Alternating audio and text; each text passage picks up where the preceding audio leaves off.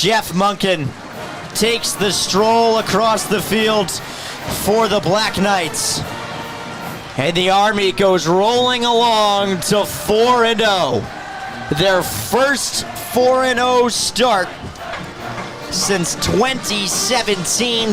That's right. Another game, another Temple loss. What's going on, everyone? Hayden Mandel here on the Lam Podcast. Different edition, as you can see, different setup and everything. Late, crazy, long weekend for myself. I was after the Temple game Thursday night. I went and flew down to Michigan Friday morning, visit my brother. It was homecoming weekend there, family weekend. So had a nice weekend, but now we're back, as you can see, at Temple. But yeah, tough loss Thursday night. And really just going back to that opening drive, right? We knew that the Owls needed to get off to a fast start because you're playing an Army team that just knows how to control the pace of play and control the football, obviously, because they're going to run it 100 times. And on Thursday night, that is really what we saw, right? When we look at Army, we know that they're going to just run. And that's what they did. 57 rushing attempts that went for over 400 yards. And they're getting national attention now to this Army team because they got a couple of votes in the new AP top 25 poll. Obviously not in the top 25, but they were receiving votes. So definitely something to keep an eye on in the American Athletic Conference. Them and Navy, the two out of the three teams that Temple has played in conference play, or excuse me, the two teams that Temple has played in conference play, both getting those votes. But that first drive for a Temple and Antonio Jones, we think he has a 49-yard touchdown, but something else happened. Simon, back to pass. Looks over the middle. It is caught at the 30-yard line. Touchdown, Owls!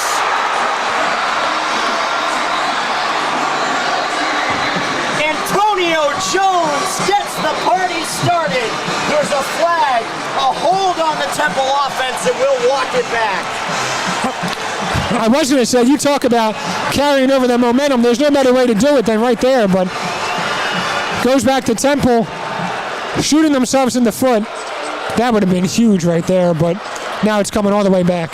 These holding penalties killed Temple constantly. They're just shooting themselves in the foot, exactly as you heard on the broadcast.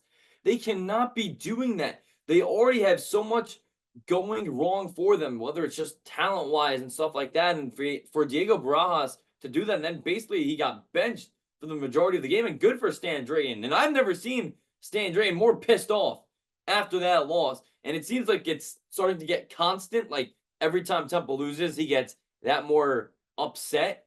And maybe it's himself or the team, because he was kind of saying, like, it's at the end of the day, it's the coaches. And Evan Simon kind of took it the other way because he said, we're the guys that are on the field. But what's interesting to me is what everyone is saying is that this is not what we see in practice. And so that's when I question myself. And so, Evan, if what we see out on the field is not what we're seeing in practice, then what is going wrong from practice to when we get in the game? It's $1 million question. You know, it's got to happen. I think, I stood here last week and said leadership took over this team. It was there tonight, just not enough. Definitely took a couple seconds for Evan just to even answer that, because it is so hard. And because, let's be real, no one cares about practice, right? We're in Philadelphia. You're talking about practice? Come on. Talking about practice. We don't care. Not that I'm saying that they are saying, okay, we're doing this in practice. No, they know that at the end of the day, this is a result-based team. Stan Drayton said it before the opening game at Oklahoma.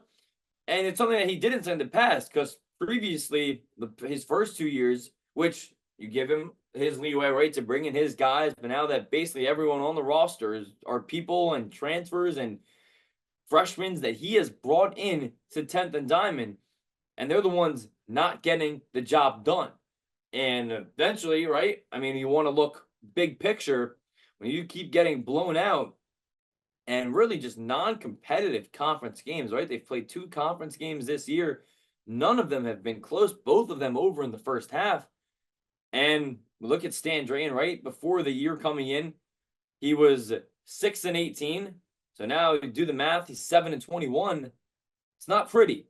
And let's think about it too. New president's going to be coming in, I think, next month.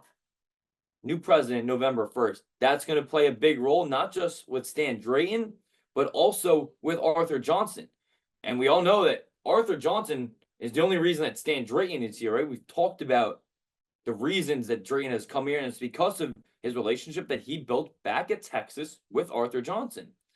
And with the new president coming into the university, whatever John Fry wants to do, it's not going to be all his call, but there's going to be some talk about the athletic department and just as a whole and where Temple wants to move in a conference in the American Athletic, where they're really the only, like, I guess Army now is their closest conference opponent up in West Point. But outside of that, once you go past Navy, everyone else is down south, basically in the Texas area or Alabama, Birmingham, and UAB. Now, that's just a big picture, but just going back to the game, that first drive, and I know Temple got the ball back, but it really did just kill them, right? And then Temple gets the ball back, but then they're already down 7-0. Army only punted the ball 3 times. 3 times they punted the ball. So whether it's the defense not doing good, and I will highlight DJ Woodbury, he has just been ridiculous every single game that he plays. 10 tackles on Thursday night against Army, but that Army team was really, really good at running the football. And it's something I don't know what to tell them. It's not my job, but to stop the run, man, did they look good doing it. I know I mentioned over 400 yards, over 7 yards per carry. When you know it's coming, they only threw the ball 6 times, so you know the run is coming, and you just can't stop it. And they were so good at breaking tackles, bouncing off of defenders, rolling out to the right, going up the gut, and then when they see they can't go up the middle of the field, they'll bounce to the left. They're going to the right, and it just really looked like a true functioning triple option that probably was the best one that we've seen all season, even with Navy. I thought Bryson Daly did a great job. I mean, another game with 3 rushing touchdowns. That's the second straight week that he's done that. He's basically a running back in a quarterback's body. So he's looked really good. See who ends up winning Conference Player of the Week. Feels like it's either going to be him. Blake Horvath seems to win it every week. But, man, that Army team was really good, especially on that offensive side of the ball. Temple, give Temple a little.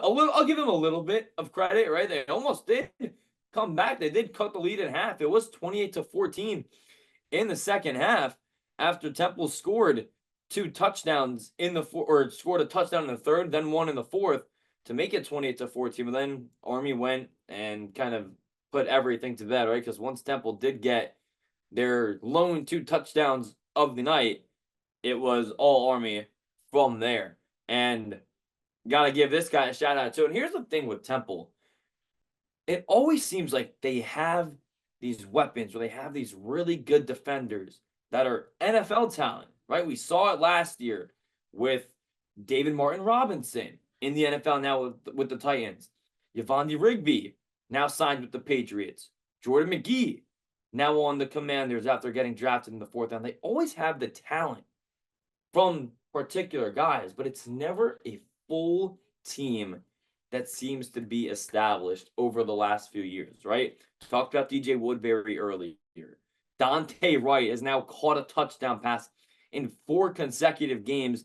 He was targeted more than almost half the time Thursday night, right? Simon threw the ball 30 times. 11 of those 30 throws were intended or caught by Dante Wright. So he's just been a spotlight for that Temple offense, but it's gotta open up the field a little more, because after Dante Wright, no one else got targeted more than 2 times. So that says something about kind of the depth of the receiver and tight end room because Evan Simon isn't looking to other guys. When we look at Thursday night, Daniel Everett caught another touchdown pass. It looked like it was a miscommunication on that Army defense because he was just wide open, and man, was he slow because at first you're like, all right, that should be a wide open touchdown, but then the defender was trailing him, but he ended up finding the back of the end zone. But Temple now heads to UConn, and will the road woes that's a tongue twister. Will the road woes continue? This is a team and a program. Understand, Drain, they haven't won a road game. They haven't won a road game since I was a freshman. I'm now a senior back in 2021 on the road at Akron. 16 consecutive losses.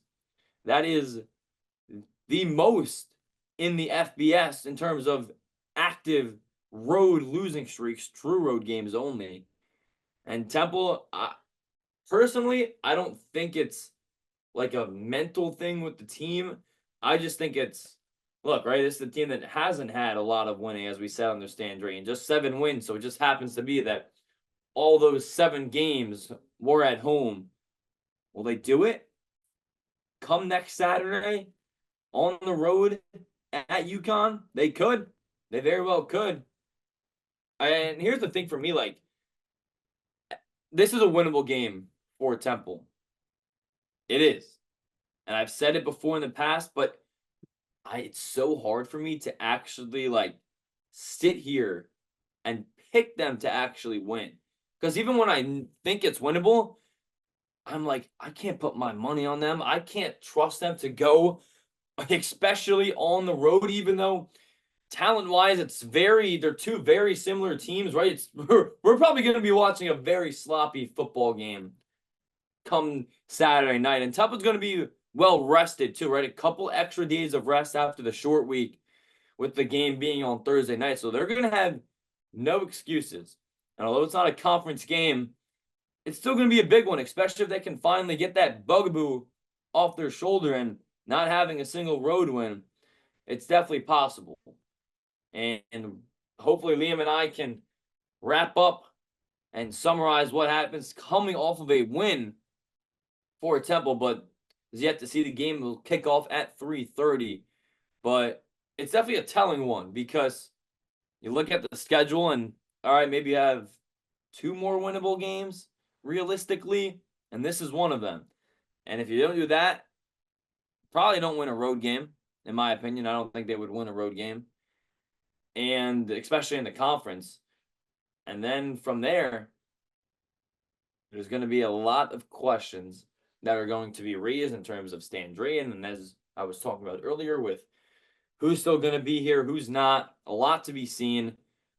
Definitely things that we will talk about when that time approaches. But for all of that and now, so Temple loses to Army 42-14. They'll be on the road next week at UConn looking to snap a 16-game road losing streak.